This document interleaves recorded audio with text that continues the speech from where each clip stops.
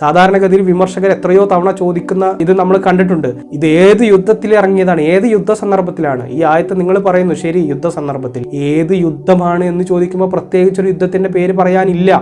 അതെന്തുകൊണ്ടാണ് അങ്ങനെ മറുപടി പറയാൻ കഴിയാത്തത്? അവരുടെ ഉള്ളിൽ അവർക്കറിയാം ഇതൊരു യുദ്ധ സന്ദർഭത്തിലും ഇറങ്ങിയതല്ല. ഇപ്പൊ നമ്മൾ ഈ വായിക്കുന്ന കിതാബ്, ഞാൻ ഇത് കാണുന്നതിന് മുമ്പേ ഇത് വായിച്ച ആളുകളാണ് അവർ.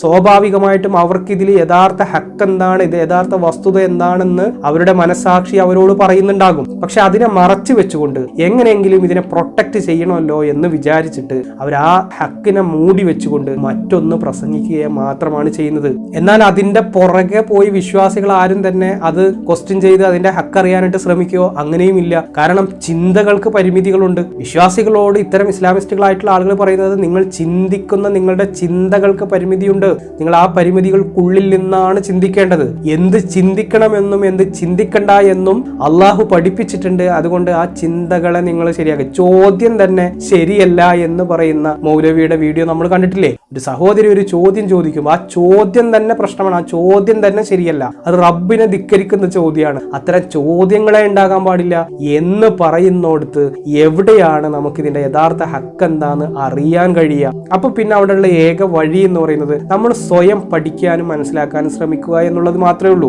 കാരണം വളരെ ചെറുപ്പത്തിൽ തന്നെ നമ്മുടെ തലയിലെ മദ്രസകളിലൂടെയും വാദപ്രഭാഷണങ്ങളിലൂടെയൊക്കെ അടിച്ചു കയറ്റി തരുന്ന ഒരു പ്രത്യേക തരത്തിലുള്ള കാരുണ്യവും ഒരു പ്രത്യേക തരത്തിലുള്ള സമാധാനത്തിന്റെ ദർശനവുമായിക്കൊണ്ട് ഇസ്ലാം അവിടെ നിലനിൽക്കുകയാണ്. ആക്ച്വലി ഇതിന്റെ ആഴങ്ങളിലേക്ക് ഇറങ്ങി ചെല്ലുമ്പോഴാണ് ഇതിൽ നമുക്ക് ഒരിക്കലും ഉൾക്കൊള്ളാൻ പറ്റാത്ത ഒരുപാട് തിയറികളും സംഗതികളും ഇതിലുണ്ട് എന്ന് മനസ്സിലാക്കുന്നത്. ഇതെന്തിനാണ് നമ്മൾ മനസ്സിലാക്കുന്നത്? നമ്മുടെ ജീവിതത്തിൽ നമ്മൾ ജീവിക്കുമ്പോൾ ഒരുപാട് പ്രശ്നങ്ങളും പ്രതിസന്ധികളൊക്കെ സ്വാഭാവികമായിട്ടും നമുക്കുണ്ടാകും. അത്തരം സന്ദർഭങ്ങളിൽ ഇവർ ഈ പറയുന്ന കാര്യങ്ങളുടെ ഹക്ക് നമുക്ക് അറിയാതെ വരുമ്പോൾ നമ്മുടെ വിശ്വാസത്തിന്റെ പുറത്ത് നമ്മൾ അത് വിശ്വസിക്കുകയും അതനുസരിച്ച് നമ്മൾ സൊല്യൂഷൻ തേടുകയും ചെയ്യും. എന്നിട്ട് സൊല്യൂഷൻ ഒന്നും കിട്ടാതെ നമ്മുടെ ജീവിതം നരക തുല്യമായി നമ്മൾ ജീവിക്കേണ്ട അവസ്ഥ വരും.